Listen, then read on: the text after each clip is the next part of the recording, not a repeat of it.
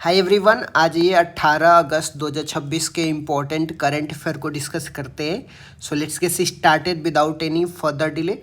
प्रश्न संख्या 1 से स्टार्ट करते हैं।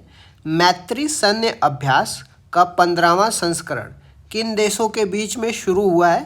तो यह भारत और थाईलैंड के बीच में संयुक्त सैन्य अभ्यास है। इस बार की मेजबान कौन कर रहा है? तो थाईलैंड कर रहा है। 2025 में मैत्री सैन्य अभ्यास उमरोई मेघालय भारत में हुआ था, तो ये भी आपको ध्यान में रखना है। कई बार क्वेश्चन पूछा जाता है कि मैत्री अभ्यास इंडिया और थाईलैंड के बीच में है या इंडिया और बांग्लादेश के बीच में।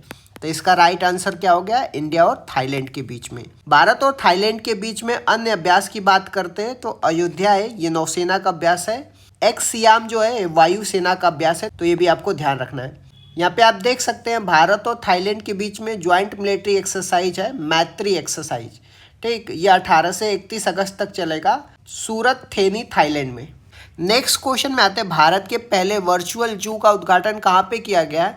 तो यह इंदौर मध्य प्रदेश में कमला नेहरू प्राणी संग्रहालय में किया गया है। यहाँ पे 14D सिनेमा और वर्चुअल जंगल सफारी की सुविधा है।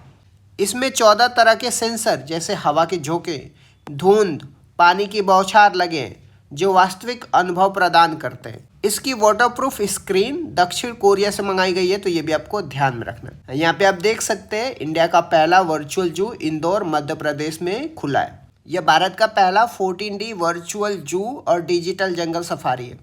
नेक्स्ट क्वेश्चन में आते हैं, JSW नियो एनर्जी ने किस देश के साथ 920 मेगावाट के हाइड्रो प्रोजेक्ट के लिए समझौता किया है? तो यह भूटान के साथ 920 मेगावाट के हाइड्रो प्रोजेक्ट के लिए समझौता किया है। यह समझौता पूना सांगचूस 3 प्रोजेक्ट के लिए भूटान की DGPC कंपनी के साथ समझौता हुआ है। इसमें JSW की 49% और DGPC की 51% भागीदारी है। भूटान में भारत के अन्य प्रसिद्ध प्रोजेक्ट की बात करते हैं तो चूखा है, ताला है और मंगचेदू है, तो ये भी आपको ध्यान में रखना है। यहाँ पे देख सकते हैं JSW एनर्जी ने भूटान में 920 मेगावाट की प्रोजेक्ट के लिए समझौता किया है DGPC कंपनी के साथ, तो ये भी आपको ध्यान में रखना है। बात करते हैं भूटान की, तो भूटान की राजधानी थिम्पू है और भारत के साथ भूटान के 4 राज्यों से बॉर्डर लगता है, जिसमें कौन सा है? अरुणाचल प्रदेश हो गया, असम हो जाएगा, वेस्ट बंगाल हो जाएगा और सिक्किम हो जाएगा, तो ये भी आपको ध्यान में रखना है। ठीक, इसके बाद जो है इंटरनेशनल बॉर्डर की बात करते हैं तो भूटान का बॉर्डर इंटरनेशनल चाइना के साथ लगता है, तो ये भी आपको ध्यान में रखना है। नेक्स्ट क्वेश्चन में आते हैं, फाइटर जेट इंजन निर्माण के लिए किन कंपनियों के बीच में अग्रीमेंट हुआ है? तो रिलायंस और रोल्स रॉय के बीच में एग्रीमेंट हुआ है। यह समझौता अगली पीढ़ी के फाइटर जेट इंजन बनाने के लिए किया गया है। इसका उपयोग मध्यम लड़ाकू विमान, मीडियम कम्बैट एयरक्राफ्ट में किया जाएगा, तो ये भी आपको ध्यान में रखना है। नेक्स्ट क्वेश्चन में आते हैं, इलेक्टोरल लिटरेसी क्लब 2.0 कहाँ पे लॉन्च किया गया है? तो ये पटना बिहार में लॉन्च किया गया है। इसे मुख्य चुनाव आयुक्त ज्ञानेश कुमार ने लॉन्च किया है। इसका उद्देश्य चुनाव और मतदान के प्रति जागरूकता बढ़ाना है। इसकी टैगलाइन को भी आपको ध्यान में रखना, लर्न डेमोक्रेसी लीड डेमोक्रेसी इसकी टैगलाइन है। नेक्स्ट क्वेश्चन में आते हैं, जम्मू कश्मीर में उद्घाटन की गई सुंगल सुरंग या सुंगल टनल बोलते हैं, इसकी विशेषता क्या है? यह जम्मू पुंछ राष्ट्रीय राजमार्ग NH 144A पर स्थित है, तो ये भी आपको ध्यान में रखना है। इस सुरंग की लंबाई 2.79 किलोमीटर है, जो बहुत ही इंपॉर्टेंट है। कितनी बार क्वेश्चन पूछ देता है कि सुंगल टनल की लंबाई कितनी है, तो 2.79 किलोमीटर है। और यह किस नेशनल हाईवे पे है? तो नेशनल हाईवे 144A पे स्थित है, तो ये भी आपको ध्यान रखना है। इसे गोल्डन आर्क रोड का हिस्सा माना जाता है और यह कालीधर रेंज को काट करके बनाई गई है, तो ये भी आपको ध्यान में रखना है।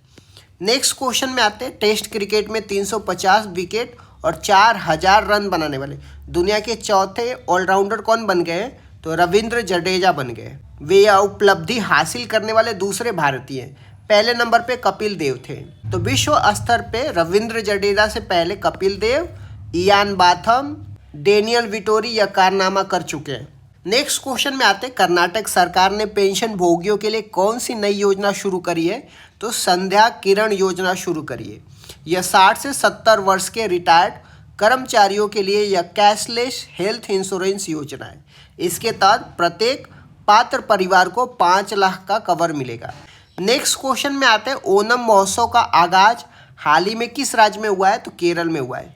यह 16 अगस्त से शुरू होकर के 26 अगस्त तक चलेगा।